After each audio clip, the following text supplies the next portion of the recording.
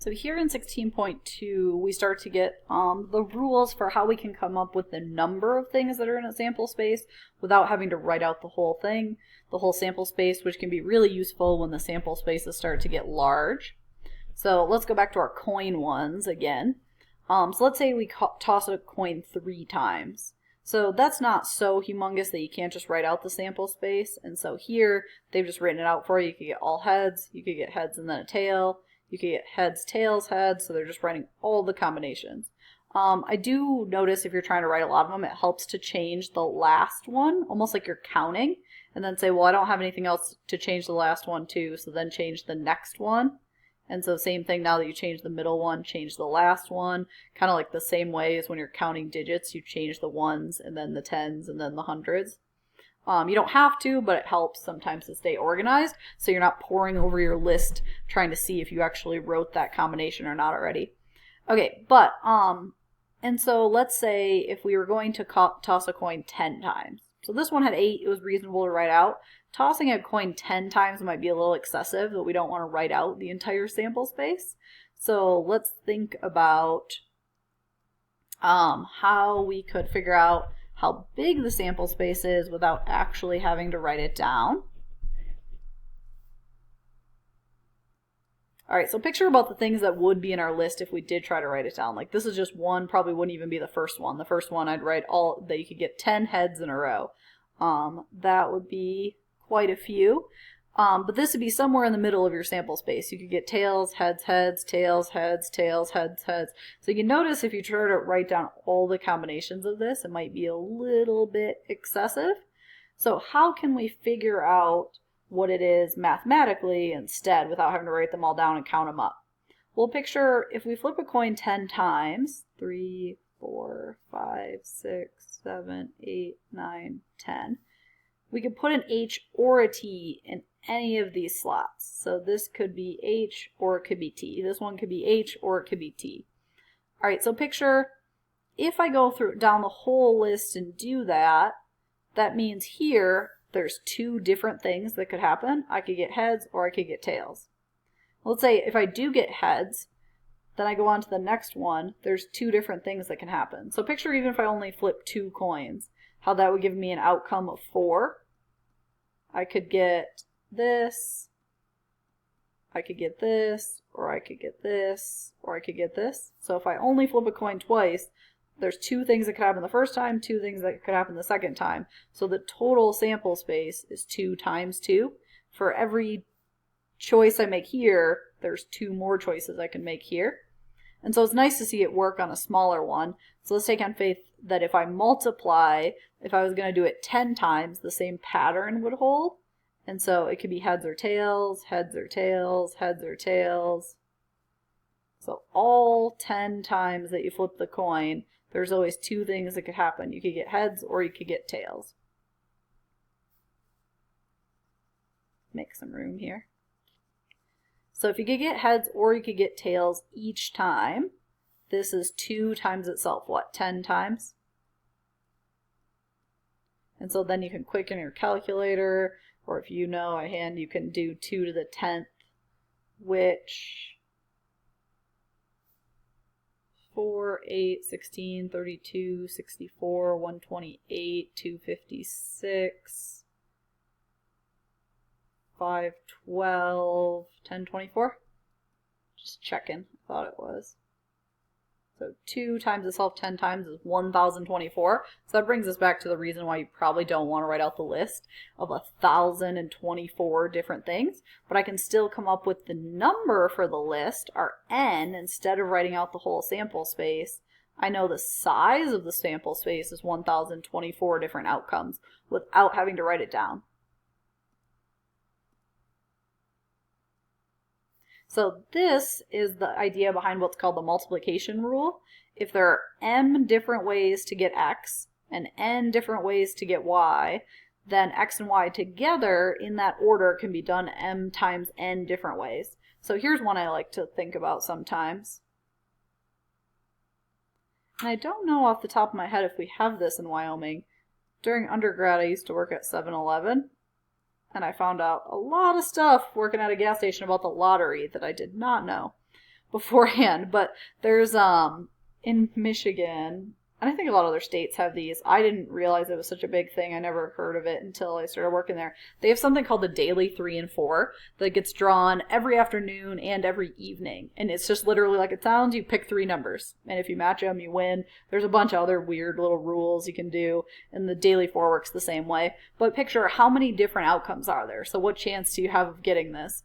Well, if in the little lottery thing, there's all the little balls, right? And you could pick numbers 0 through 9, just any of the digits. So if you could pick digits 0 through 9, that's what? 10 different numbers? So you have 10 choices for your first number. You have 10 choices for your second number. Also, this is one where all the balls, they have 3 different things. Important to think about because if you pluck one out of here, there'd actually be one less if you use the same container, but they replace them. So there's a container with 0 through 9, then another container, and then another container. So you don't lose any. And so there's 10 different numbers you could pick, and then for each of those numbers, there's 10 different numbers you could pick for your second number. There's 10 different numbers you could pick for your third number. And so there are 1,000 different number combinations. You could have 0, 0, 0, you could have 1, 1, 1, you could have 9, 9, 9, you could have 1, 2, 3, 3, 2, 1, you could have anything in between there. So there's 1,000 different number combinations if you pick 3 digits.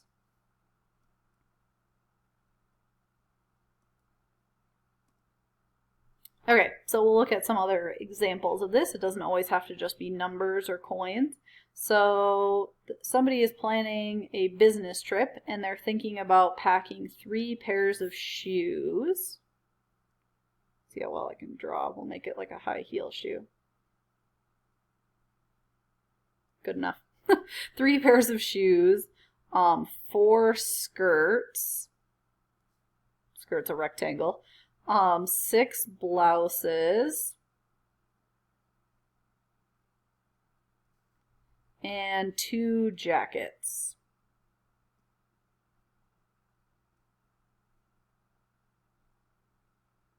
We'll make a jacket like a blouse with a line in the middle. Okay, if all the items are color coordinated, so they're just putting that as a disclaimer, there's not stuff in here that doesn't match, that would make it much more complicated. So how many different outfits can we make with these combinations? Well, it depends what you mean as an outfit. If we had more freedom, if you could just wear, I don't know, a skirt and a blouse without a jacket and wear no shoes, then there might be more options if we have to use them all. So they'll go and describe what they mean. So an outfit has to be a pair of shoes, and you have to wear a skirt, and you have to wear a shirt, and you have to wear a jacket. So a full outfit. So how many different outcomes would there be? Well, if I have 3 pairs of shoes, for each of those I could pick, there's 4 skirts I could pick, times I could pick 6 different blouses for each of those choices. So the multiplication rule coming into effect here, and I could pick 2 different jackets. So if I multiply those all together, it's what, 12 times 12, so 144.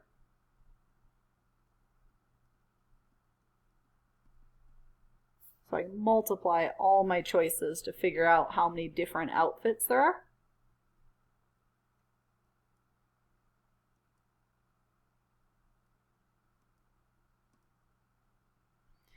Okay, so let's change it a little bit, see if we can make it a smidge harder.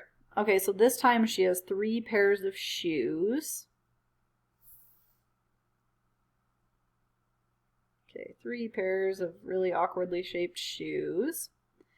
And let's see, 4 skirts, still a rectangle, and then 3 pairs of pants. Let's make pants look like that. And 6 shirts.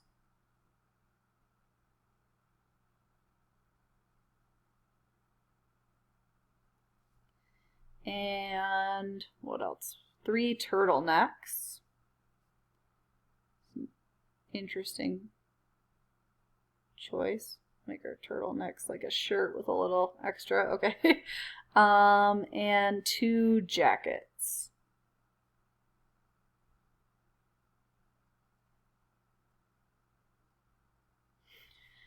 Okay, so So once again, everything matches. There's no weird colors. Maybe she just went with all neutrals. So everything matches. So there's no combinations that can't happen. And then we have to see, what do we mean by an outfit here?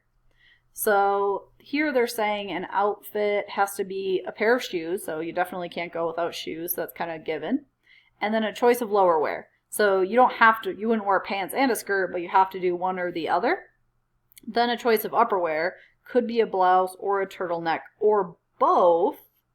That's an interesting fashion choice maybe, but they're letting us have both, which will factor into our numbers. And then finally, you could wear a jacket or you could not wear a jacket. All right, how many different outfits are possible? So now for our multiplication rule, we have to think about shoes, bottoms, and tops kind of in groups here. And so you get to pick, right, because it's for each choice that you have. So you have to wear shoes. So we have to pick something out of this category.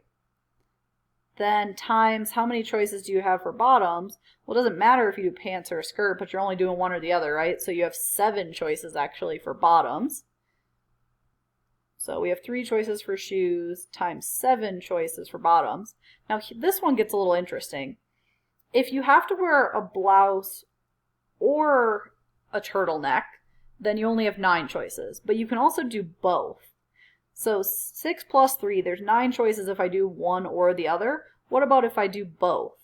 How many combinations could I do then? Well, if you have 6 blouses and you could pick any one of 3 turtlenecks, there's actually 18 different combinations, 6 times 3. So we're using multiplication rule within that. So we're saying, okay, if I did the first blouse, I could do 3 different turtlenecks. I could do the second blouse and 3 different turtlenecks. So it's kind of like 6 groups of 3. So on this one, a little more interesting, I have 9 choices individually, and then I have 18 if I mix and wear them together. So that's altogether what? 9 plus 18, so there's 27 different shirt things I could do. Although wearing a turtleneck with the blouse might be an odd choice, but... And then on the jacket. Okay, if I wear a jacket, I have 2 choices. But really, how many choices do I have? Because I could choose to not wear a jacket. So I have 2 choices if I pick the jacket, or I have one more option. I could just not wear a jacket. So no jacket's like a third jacket there. So I have 3 different options for jackets. I could wear these 2, or I could wear no jacket. So if I multiply those all together, it should give me my number of outcomes. And so here's a little diagram just explaining the same thing we did. You have 3 choices for shoes. Bottoms, you could do skirt or slack, so you have 7 choices. Here you could do 6 different blouses or 3 different turtlenecks. Oops. Or if you mix them up, you actually have 18 options because you could do any combination of the 2 of them. It would technically be a different outfit. And then you could do a jacket or no jacket. So if I multiply those all together, I get 1,701 different outfits. So the multiplication rule really boils down to looking at all your options. Okay, so a couple last things here. Let's say 5 candidates are running in an election and they're voted president, vice president, secretary. All right, so picture if you're voting, there's 5 people on the ballot, so you could choose any one of them. Once you've already picked one person for president or for your first choice, you can't use that same person again, so now there's technically only 4 people you could pick from. And after that, now you've already written down 2 names, you only have 3 names left. And so you end up with 5 times 4 times 3, so 60 different outcomes. So this is the same idea. Once you write down a name, you're running out of names. All right, then I would probably take these next 2 things. Make sure you write them down from the book. You don't have to memorize them right off, but there is actually a formula for this, and we'll do more of them in the homework examples. But permutations is for when the order does matter, so like the president, vice president, secretary. And then combinations is for when the order doesn't matter. So if you're like flipping a number of coins and all you care about is the number of heads or tails you get. And so we'll talk more in depth on the homework examples about these 2, but these are our first 2 formulas to formalize this idea.